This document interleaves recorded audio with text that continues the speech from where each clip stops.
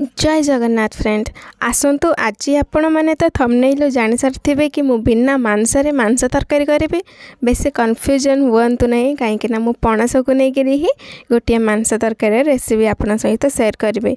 आम पणस को एपरी भाव में रांधिबा जे आपण मान पिला छुआ जब खाऊन ताहले जरूर पसंद करेंगे।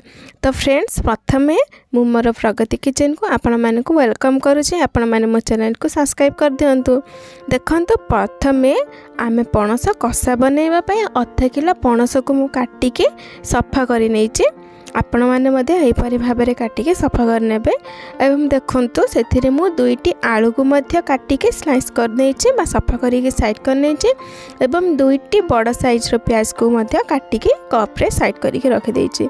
तो आसंतु एबे आमे आर मसला प्रस्तुत करबा पई मु अदा रसुण जीरा एवं अधा पियाज 2 टेबलस्पून धनिया मध्य पकई नेछि। आसंतु एबा आमे 2टी लवंग मध्य दे दबा। एबा आमे एथिरे 4-5टी अलैच एवं अल्प दालचीनी को मध्य पकई नेछि। चलंतु आमे पानी पकई गोटे स्मूथ पेस्ट बनै नबा। एबे आसंतु आमे गोटे कढ़ाई नै कि सेथिरे 3 किंबा 4 चम्मच तेल नै नबा, जहा द्वारा कि आमे एही आलू जको अल्प फ्राई करि परिबा। आपण माने मध्ये जदि चाहिबा ना एथिरे सोरिष तेल देकी फ्राई करि परिबे, किंतु मु रिफाइंड ऑयल देकी एही आलू जको पकाइकी अल्प फ्राई करि नेबे।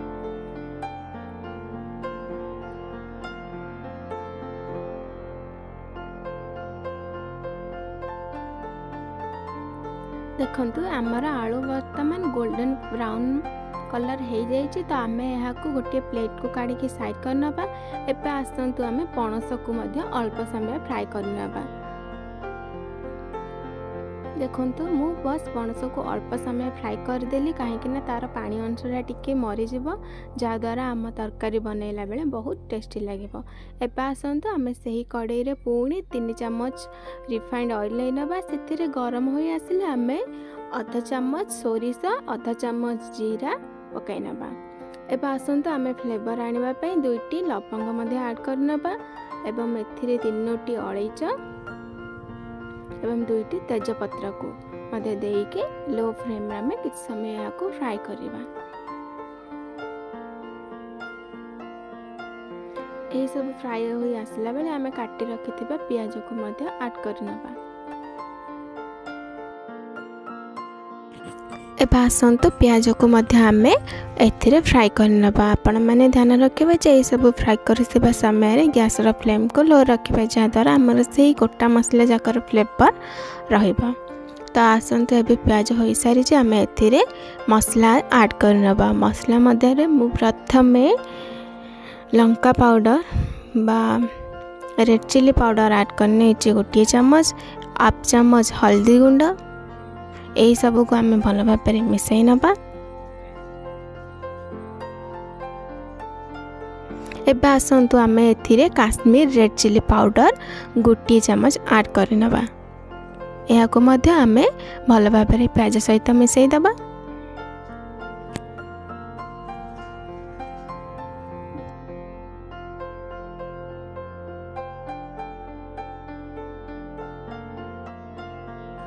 देखंतु आमर मसला जाक बहुत भल भाव कषि हो सारी। एबे आसंतु आमे पूर्वर बाटी रखिथिबा से पेस्ट को मध्य ऐड करनबा।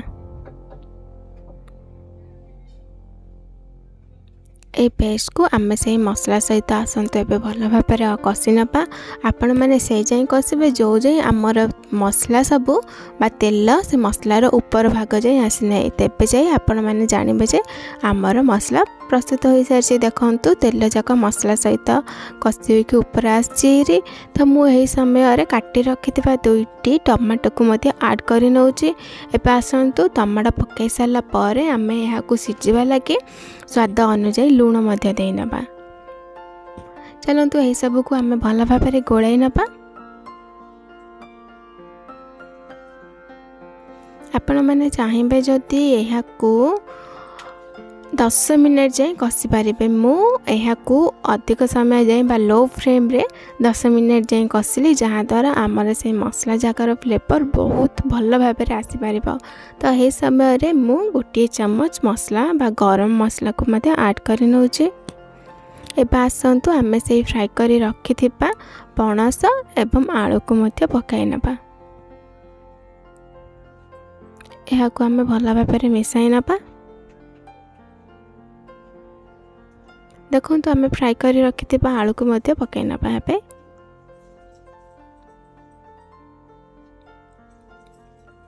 चलतु यही सब को आम भल भाव में गोलाई नबा।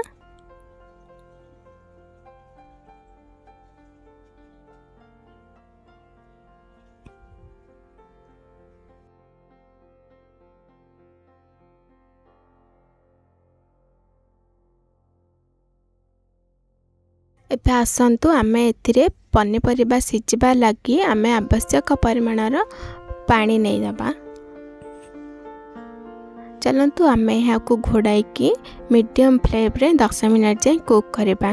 देखु 10 मिनट पर मुझे बेले ढाकुणी काढ़ी देखिली आम पणस एवं आलू भल भाव में सिझी सारी। आसतु यही समय आम 2 चम्मच दही ऐड करनबा।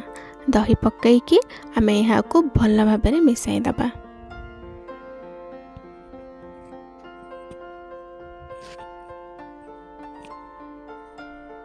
देखु दही पकईकी मु किसी समय जाए यहाँ रांधि नेली। एबे आसतु आम ए चिकेन मसला को ऐड करनबा। कहीं मुझे आम बिना मांस आज मांस तरकारी बनैबा से मुझे चिकेन मसला यूज करुँची। यही सब चिकेन मसला मु पकई सारा पर 2 मिनट जाए कुक करली। एबे आसतु आम यहाँ गरम गरम सर्व करवा। आपण मैंने यहाँ रुटी किंबा भात सहित एंजॉय करें। तो फ्रेंड्स आपण मानक जदि यही पणस कठार रेसिपी भल लगी थाए तेरे मो चैनल को प्लीज सब्सक्राइब कर दियंतु एवं बेल आइकन को प्रेस करी ऑल नोटिफिकेशन उपरे दबाई नियंतु जहाँद्वारा मोर संपूर्ण वीडियो आपण मानक पाखरे अति सहजरे पहुँच पारिबो। आपण माने मध्य खरा दिने यही पणसर रेसिपी को एटलिस्ट थरे घरे ट्राई करंतु एवं आपण मानक पिला छुआ सहित आपण माने मध्य एंजॉय करंतु। जदि मो रेसिपी आपण मानक पसंद लगी थाए तबे प्लीज प्लीज प्लीज कमेंट कर दियंतु। रहउची जय जगन्नाथ।